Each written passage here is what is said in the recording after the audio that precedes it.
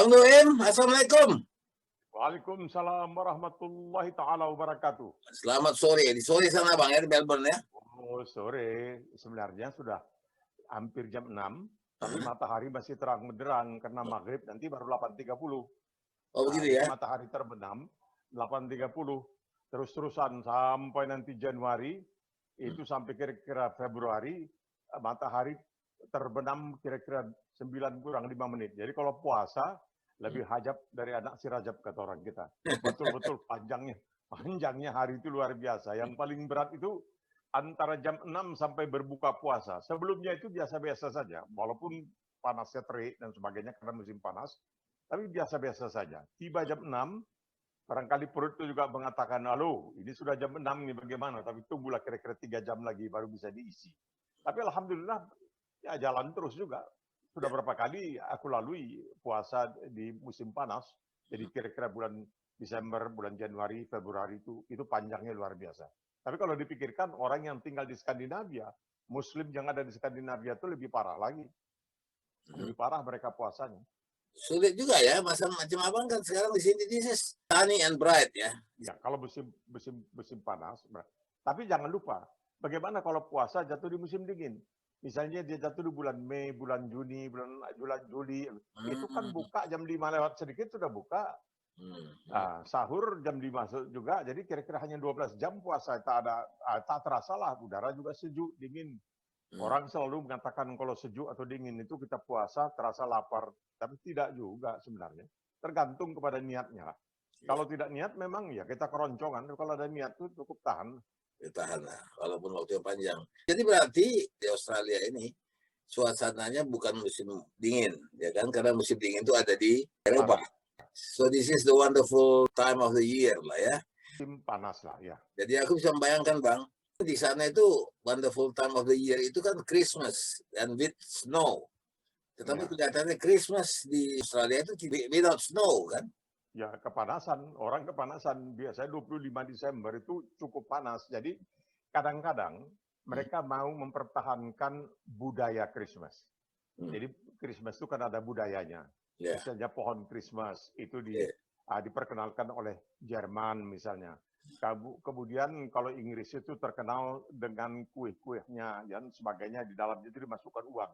Tapi jangan lupa, ketika orang yang bernama Oliver Cromwell berkuasa di Inggris, dia menumbangkan sistem kerajaan sekitar abad 17 barangkali, itu Christmas dilarang di Inggris.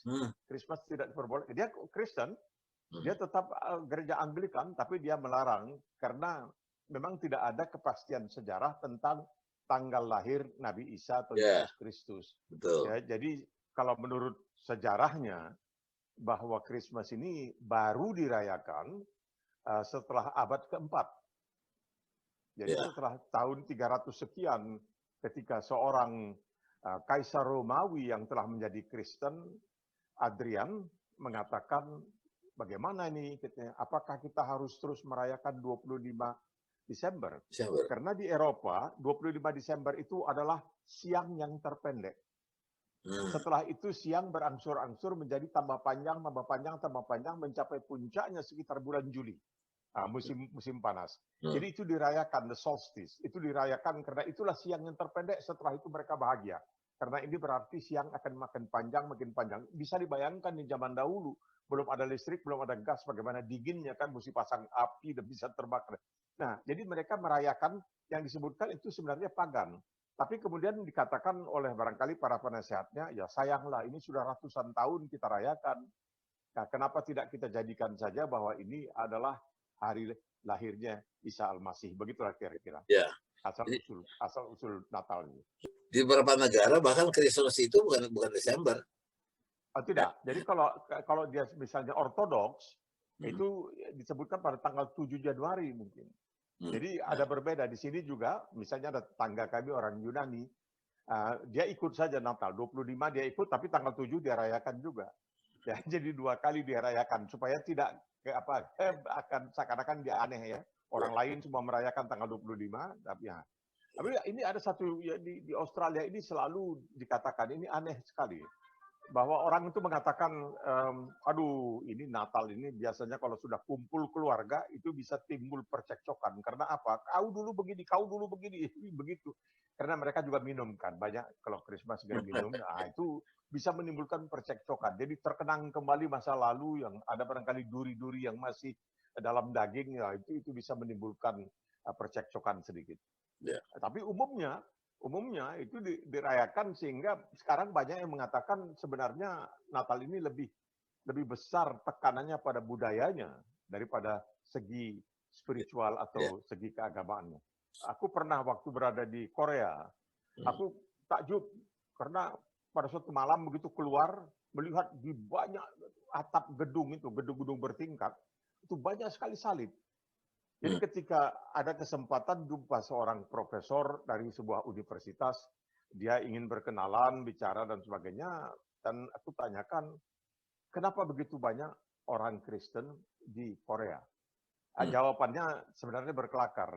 Dia mengatakan, saudara tahu, pada tanggal 25 Desember, di Korea Selatan ini, salju itu sampai setinggi lutut. Jadi sayang kalau kita tidak katanya menjadikan itu sebagai Christmas, kita sebagai Natal. Jadi salju itu disama dan sebangunkan dengan hari Natal, ya begitu. Jadi di Amerika sendiri pun ketika apa yang disebutkan sebagai the Pilgrim Fathers dengan kapal the Mayflower berangkat ke Amerika dari Inggris, itu di sana juga dilarang. Christmas itu dilarang sebagai dalam tanda kutip bid'ah, karena itu memang tidak ada di dalam Bible. Pasti yang dikatakan dalam Bible atau dalam perjanjian baru bahwa ketika Yesus lahir itu katanya peternak sedang melakukan penggembalaan ternak mereka. Nah, kalau tanggal 25 Desember biarpun itu di Palestina, misalnya di Nazaret atau di Baitul Laham atau Bethlehem, itu dingin sekali. Jadi tidak mungkin sebenarnya peternak itu berada di luar. Nah, jadi dalam Bible itu, tapi itu persoalan sebenarnya tidak begitu penting. Tidak begitu penting. Jadi sebenarnya seremonialnya saja kan. Orang melihat di situ ya. Tapi memang agak sulit membayangkan, kalau macam aku masih sulit membayangkan Christmas without snow. Ya, karena biasanya snow. Ya, lu juga awal coba-coba ke Melbourne sana kan. Tapi bukan di Melbourne saja, tentunya di Amerika Selatan, di Selandia Baru juga begitu kan. Bukan itu saja, tapi karena panas, bisa panas itu yang bagi mereka ya cocok. Ini panas bisa ke pinggir laut, buka pakaian, berjemur. Orang Australia paling suka mereka. Ya orang Eropa lah umumnya mendewakan matahari. Begitu panas mereka itu sangat bahagia kalau sudah tertimpa oleh matahari. Oleh sebab itu barangkali kasus kanker kulit yang disebutkan melanoma terbanyak itu di dunia ini di Australia. Karena orang Australia itu dan itu berbahaya. Orang Australia itu suka sekali dengan matahari, sangat suka dengan matahari. Jadi semacam sunburn gitu. Bukan sunburn saja. Kalau sunburn gitu kan hanya terbakar. Ini tidak. Kemudian dia meninggalkan bibit kanker dan bisa mematikan. Jadi kalau ada seperti macam tai lalat dan lain sebagainya, itu sebaiknya diperiksakan ke dokter. Karena lebih awal diketahui, lebih dini diketahui, lebih mudah untuk mengatasinya. Kalau tidak, itu bisa menjadi masalah besar. Betul-betul masalah besar. Ya, karena itulah pendewaan terhadap matahari itu. Nah, jadi ini sebenarnya bawaan dari Eropa dahulu. Karena mereka datang dari sana kan kebanyakan. Karena ini beda sekali, misalnya migrasi ke Australia ini kan banyak itu mereka adalah orang-orang buangan. Jadi narapidana yang dianggap sebagai dalam tanda kutip sampah masyarakat di Inggris, Irlandia sana, ya dikirim ke Australia. Lain halnya dengan migrasi yang ke Kanada. Mereka yang berangkat ke Kanada itu adalah orang-orang dalam tanda kutip cukup terhormat, jadi bukan narapidana. Makanya orang Australia ini dikatakan keturunan narapidana, mereka sakit hati. Tapi kalau kita sekarang berada di Australia, kita agak takjub kalau kita pergi ke tempat-tempat tertentu, misalnya lah tidak begitu jauh dari tempat kita di Melbourne ini, ada tempat yang namanya Springville.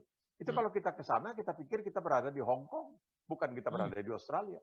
Karena begitu banyaknya orang-orang keturunan Cina, orang Kambodia dan lain sebagainya. Jadi sudah luar biasa. Itu pembauran yang terjadi, asimilasi dan cuma pemerintah di sini itu tidak terlalu memaksakan pembauran itu. Nah, oleh sebab itu misalnya pemerintah Australia itu menyediakan pelayanan siaran radio dalam negeri dalam kira-kira lebih dari 50 bahasa. termasuk bahasa Indonesia. Nah, ketika mereka ingin mendirikan siaran bahasa Indonesia melalui apa yang mereka sebutkan sebagai Dinas Siaran Khusus SBS, Special Broadcasting Service, aku diminta untuk mendirikan siaran bahasa Indonesia di SBS itu. Dan itu siarannya di tiap-tiap kota, Melbourne, Sydney, itu semua itu dalam siaran bahasa Indonesia. Dan juga ada tentunya siaran bahasa Cina, bahasa Hmong, bahasa Ethiopia, segala macam bahasa, puluhan. Dan orang selalu mengatakan di sini, wah hebat sekali SBS ini, Special Broadcasting Service. Mereka menyiarkan dalam segala macam bahasa. Tapi aku bilang, jangan lupa, pelopor di bidang ini adalah Indonesia. Dahulu tahun 50-an, RRI itu menyiarkan dalam bahasa Arab, siar dalam bahasa Urdu, Amarah program yang khatam hua, Radio Republik Indonesia. Nah, itu call sign dalam bahasa. Kemudian bahasa Mandarin dan sebagainya. Itu sudah dimulai oleh RRI dahulunya. Entah apa sebabnya, kemudian mungkin karena ingin agar masyarakat keturunan asing ini minoritas cepat membaur, maka itu dibatalkan aja, dihapuskan. Tapi ada siaran itu, dan RRI itulah di antara yang pertama membuat siaran dalam bahasa-bahasa yang aku tahu, bahasa Arab, bahasa Urdu, yaitu bahasa dari Pakistan, juga dengan bahasa Cina. Nah, itu hebatnya RRI di zaman itu. Abang bilang tadi ada Springfield tadi. Ya. Namanya tempatnya Springville. Di sana seperti pecinan gitu. Ada satu lagi namanya Box Hill, juga begitu. Mau makanan apa saja, bahkan main damnya itu, bukan catur ya, main dam itu di shopping center itu, pusat pertokoan, pusat perbelanjaan itu, mereka main dam itu. Jadi macam kita main dam dulu, bukan catur, tapi main dam. Ya main dam, kayak main domino, tapi kayak macio. Bukan domino juga, pakai buah-buah dia jalan dam. Nah, itu kalau kita jalan tuh jarang kita dengar bahasa Inggris yang diucapkan. Oh. Dan segala macam bahasa asing. Tapi bukan di situ saja, ada beberapa tempat di Melbourne ini yang bisa betul-betul disebutkan. Termasuk Bang struktur bangunannya juga? Tidak. Walaupun memang namanya kelenting-kelenting Buddha itu banyak di sini terdapat. Di satu jalan itulah di Springville itu banyak terdapat kelenting-kelenting Buddha. Tapi juga banyak gereja-gereja yang dalam bahasa Cina. Jadi luar biasa di sini. Karena jumlah mereka cukup besar. Dan mereka ini sebenarnya sangat diandalkan juga oleh pemerintah Australia karena mereka ini memang orang-orang yang pinter dalam berniaga, dalam berbisnis, sehingga mereka bisa memajukanlah negara ini. Misalnya boleh dikatakan ahli bedah otak yang terbaik adalah orang keturunan Cina. Dulu ahli cangkok jantung yang terbaik bukan saja di Asia, barangkali salah satu yang terbaik di dunia, Victor Cheng, itu juga orang keturunan Cina. Tapi sedihnya apa yang terjadi dengan Victor Cheng, karena dia dianggap punya begitu banyak uang, maka datanglah dua orang, misalnya disebutkan Samseng ya. Kalau bahasa Medan itu Samseng itu macam preman lah ya, maksudnya artinya orang-orang berandalan lah. Samseng dari Malaysia. Mereka ingin menculik Victor Cheng. Karena rupanya dia kalah judi di Malaysia, tidak bisa bayar hutang, maka dia pikir cara terbaik adalah dengan menculik Dr. Victor Cheng, kemudian minta uang tebusan. Tapi penculikan itu rupanya mengalami gangguan, akhirnya mereka bunuh Victor Cheng. Oh ya? Victor Cheng ini seorang ahli luar biasa. Aku mendengar sendiri dari orang yang bernama Alam Syahratu Perwira Negara, almarhum, bercerita bahwa dia ketika hendak dioperasi tidak bisa terbang ke Australia. Victor Cheng mengatakan terbang ke Singapura, saya datang ke Singapura karena Victor Cheng menganggap waktu itu rumah sakit di Singapura lebih meyakinkan dibanding rumah sakit di Jakarta. Dia takut nanti selamat dari gangguan jantung tapi mati karena infeksi, karena kuman dan sebagainya. Jadi operasi itu dilakukan di Singapura dan berhasil. Nah, orang yang seperti ini kemudian dibunuh hanya karena ya dia kalah judi, ingin menculik supaya mendapat uang tebusan. Itu yang bikin kita kadang-kadang agak sedih ya lihat manusia. Tapi ini ada cerita mengenai Victor Cheng. Ada seorang wartawan dari Indonesia yang juga harus menjalani operasi jantung. Dia wartawan Tempo. Ketika itu dia menceritakan, ketika dia setelah dioperasi, dia bertanya kepada dokter, ini berapa biayanya? Dokter bilang, mana saya tahu, ini kan bukan urusan saya, ini urusan rumah sakit. Oke. Kemudian dari rumah sakit dia dipindahkan ke flat. Karena di sini rumah-rumah sakit itu ada yang punya semacam flat-flat untuk pasien luar negeri yang harus tinggal. Betul. Setelah sampai di sana beberapa hari dia tanya kepada pimpinan flat itu ya, apartemen. Ini berapa ya? Nggak tahu gitu. Setelah dia pulang berapa bulan kemudian baru dikirim tagihan. Nah, itu menariknya. Nah, kemudian ada juga satu cerita. Ini wallahu a'lam bishawab. Ini susah sekali untuk dipercaya, tapi ini kejadian. Jadi ada seorang kawan dari Medan, dia tinggal di Jakarta, dan dia pernah menjadi murid waktu menjadi dosen di UISU, Universitas Islam Sumatera Utara. Dia salah seorang murid. Kemudian dia menjadi seorang pengusaha di Jakarta.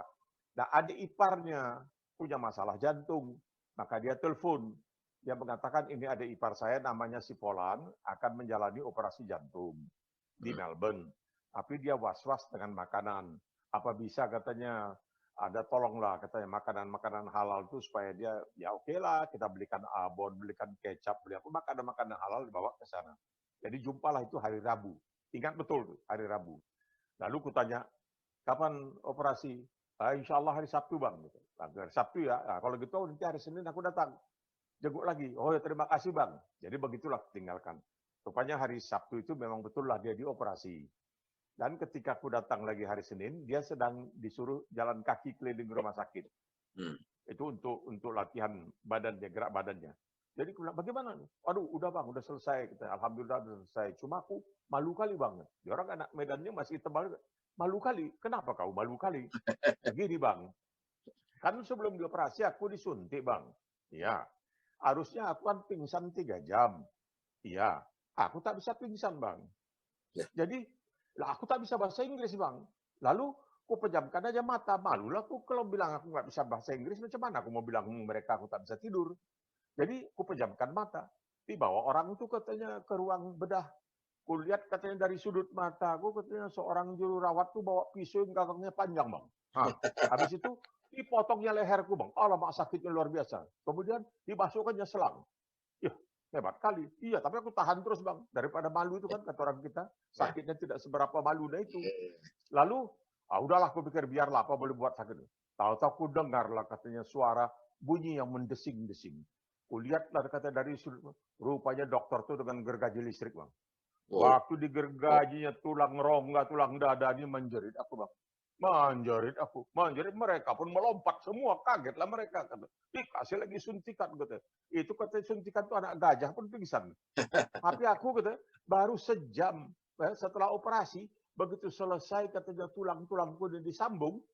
Dia pakai kawat begitu. Aku udah terbangun lagi. Sakitnya bukan main. Dikasih orang tuh morfin lagi. Supaya aku tidur lagi gitu. Nah, jadi aku bilang apa sebabnya kau tak mempan di sini begini? Itu. Jadi kata pakai susu aku ini bang. Dulu ada disebutnya nama seorang haji di sawah besar atau di mana, katanya di betis aku itu dimasukkan jarum emas. Supaya apa? Ya supaya jago lawak bang katanya, supaya hebat lah katanya kan pakai susu itu. Kalau perempuan katanya susunya di muka kan supaya kelihatan cantik dan lain sebagainya.